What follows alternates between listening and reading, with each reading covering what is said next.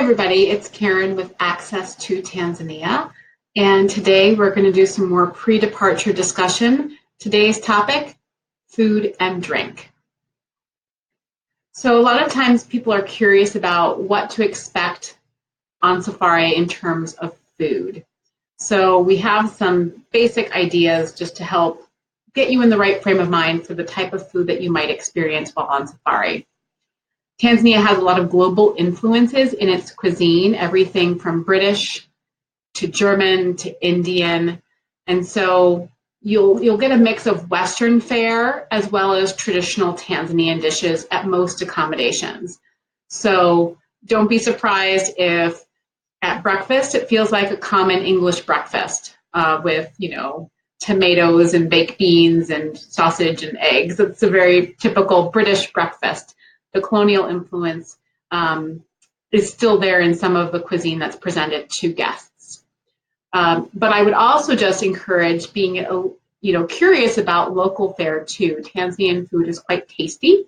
There's a lot of stewed vegetables and meats often presented with rice as your starch base. So there's often a lot of variety at an accommodation, so you can sort of try new ideas.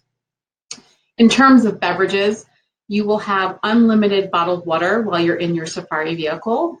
Your guide will supply your safari according to how many people and how long your safari is. And when you need more water, he simply gets more. There's no surcharge for drinking water in your vehicle. So just know that as well. If you would like any sodas or juices in the vehicle, we're happy to supply the car with your preferences. Just let us know. At properties, however, beer, wine, soda, mixers, things like that will be charged as a tab unless your property is inclusive of house drinks, and your schedule will indicate if a property is inclusive.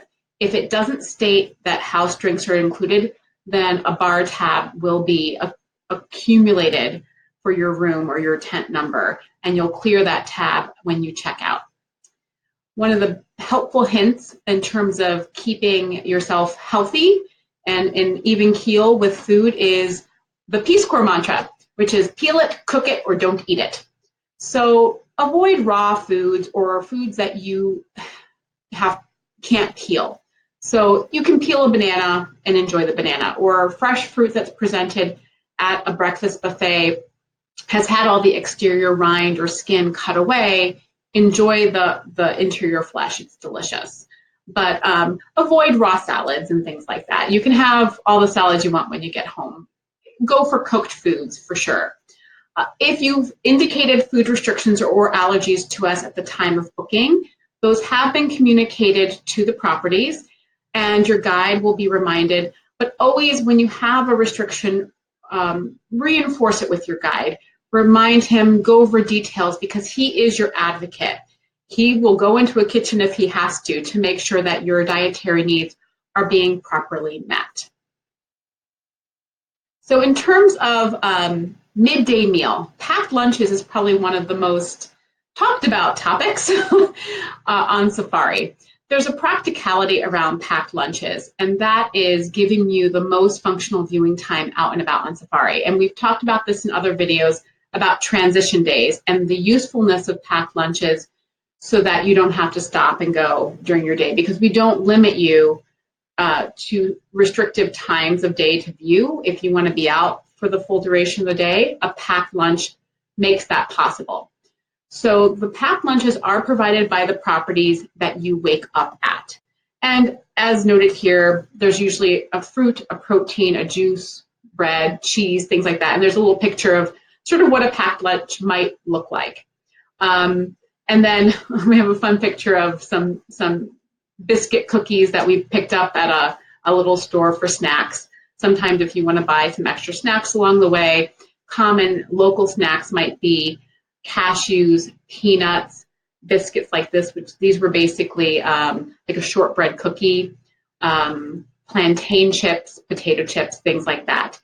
But just know that you do have options for lunches on days that you don't transition. So you might opt for a hot lunch with your guide as opposed to a packed lunch on a given day too.